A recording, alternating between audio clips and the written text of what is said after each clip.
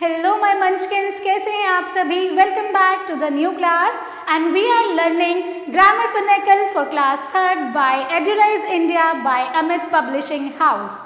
And today we are going to start a new chapter from your book, chapter number 14, and the name of our chapter is prepositions and their kind। तो इस chapter में आज हम बात करेंगे prepositions की और kinds of prepositions की।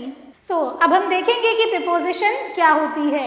A preposition is a word placed before a noun or pronoun to show its relation to another noun or pronoun in the same sentence। Preposition ऐसे वर्ड्स हैं बच्चों जिन्हें हम किसी भी सेंटेंस में नाउन या फिर प्रोनाउन से पहले लिखते हैं, उनका रिलेशन दूसरे नाउन से शो करने के लिए इन द सेम सेंटेंस। आइए अब इसे एग्जाम्पल के थ्रू समझते हैं। The pot is on the table. Pot कहाँ पर है? टेबल पर है। The flowers are in the pot. Flowers कहाँ है? पोट में है। The book is near the pot. जो बुक है वो पोट के पास में है। The cat is sitting under the table. जो कैट है टेबल के नीचे बैठी हुई है।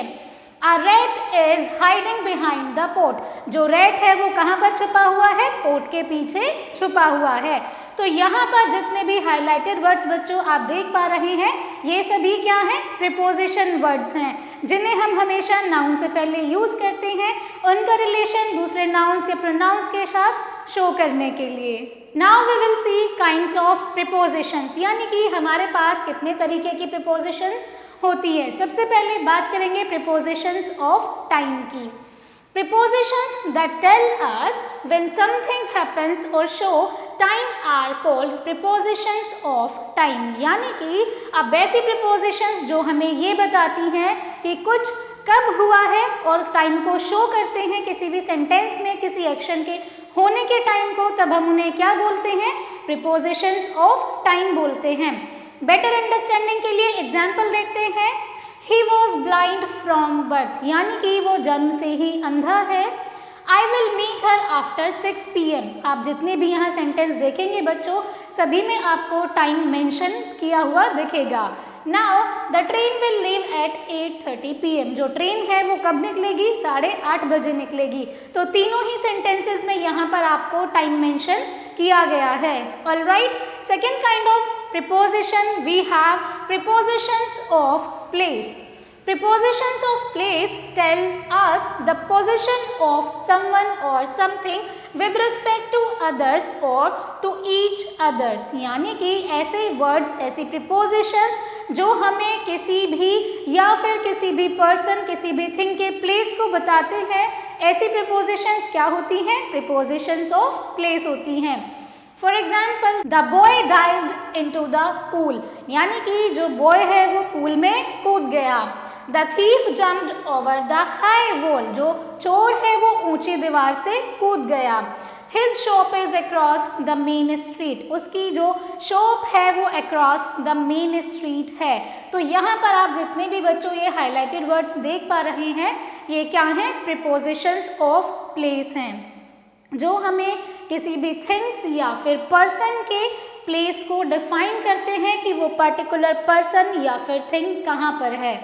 Alright, moving to the next kind of preposition which is prepositions of movement. Prepositions that tell us where someone or something is going to or coming from are called prepositions of movement। यानी कि कोई भी वस्तु या व्यक्ति कहाँ से आ रहा है या फिर कहाँ जा रहा है, ऐसे शब्द जो हमें बताते हैं उन्हें हम क्या कहते हैं? Prepositions of movement कहते हैं। For example, the crowd walked out of the gate, जो भीड़ है वो गेट से बाहर चली गई। The train went under the tunnel, जो ट्रेन है वो टनल के अंदर से गई है। The frog jumped into the well, जो फ्रॉग है वो कुएं में कूद गया। तो यहाँ पर क्या दिखाया जा रहा है? कोई भी एनिमल, पर्सन, थिंग्स की मूवमेंट को शो किया जा रहा है। और ऐसे वर्ड्स जो किसी भी एनिमल, पर्सन या फिर थिंग्स की मूवमेंट को शो करते हैं, उन्हें हम क्या कहते हैं? प्रीपोजिशंस ऑफ मूवमेंट कहते हैं। Now we have question number 1.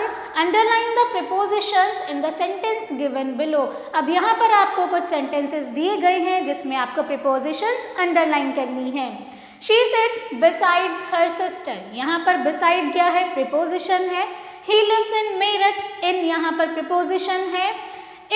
6 o'clock by my watch, मेरी घड़ी में अभी 6 बज रहे हैं। तो यहाँ पर जो by है बच्चों ये क्या है, प्रीपोजिशन है। Please write a letter to your father, यानी कि अपने फादर को लेटर लिखो।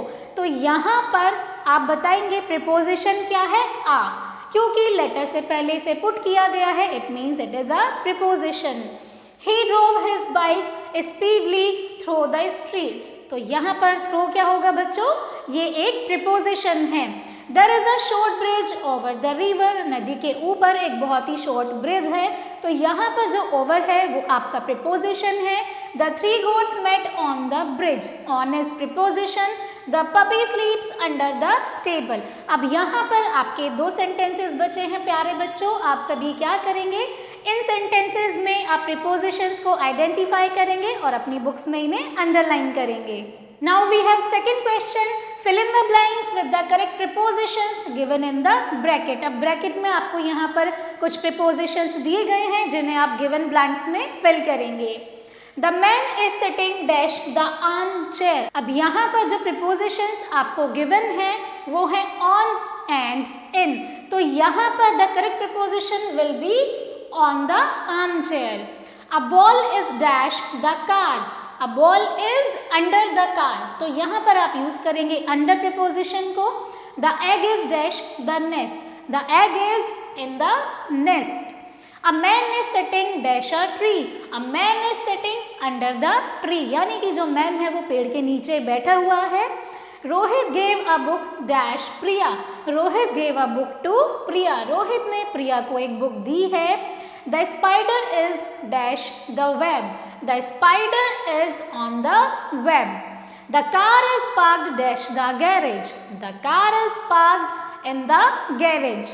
Now the remaining 2 sentences मेरे प्यारे बच्चों, आप सभी ब्रैकेट में से करेक्ट प्रीपोजिशन को चूज करेंगे और गिवन ब्लैंक्स में पुट करेंगे। Now we have third question, complete these sentences using suitable prepositions of time और prepositions of place। यहाँ पर आपको क्या करना है बच्चों, यहाँ पर आपको correct prepositions of place and time use करने हैं। One has been done for you, यहाँ पर एक सेंटेंस आपके लिए ऑलरेडी किया गया है।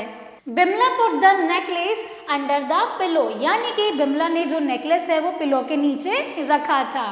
Second sentence, we have known Mala for 3 years, हम माला को 3 साल से जानते हैं। यहाँ पर आप लिख सकते हैं for 3 years। Next is the children were running behind the car, बच्चे किसके पीछे भाग रहे थे, कार के पीछे। So behind the car. Next is that man has been waiting for 2 hours, यानी कि वह व्यक्ति 2 घंटे से वेट कर रहा था। Next is look carefully otherwise you will fall. Alright, Arpita is sitting under the tree, the deer saw the tiger in the cave. Put the book back on the table, there is a mouse under the table, the post office is near by my house. तो यहाँ पर ये सभी sentences आप अपनी books में fill करेंगे। Now the fourth question is make sentences with the following prepositions. अब यहाँ पर आपको कुछ प्रीपोजिशंस दी गई हैं, आपको क्या करना है बच्चों, यूजिंग दीज प्रीपोजिशंस आपको कुछ सेंटेंसेस फॉर्म करने हैं। चलिए आइए करते हैं इन्हें। So first preposition we have beneath. So what will be the sentence from it? The treasure was buried beneath the old oak tree. Next is through. So we walked through the street. Next is in front of. The car is parked in front of my house. Then until. I will wait until you finish your work.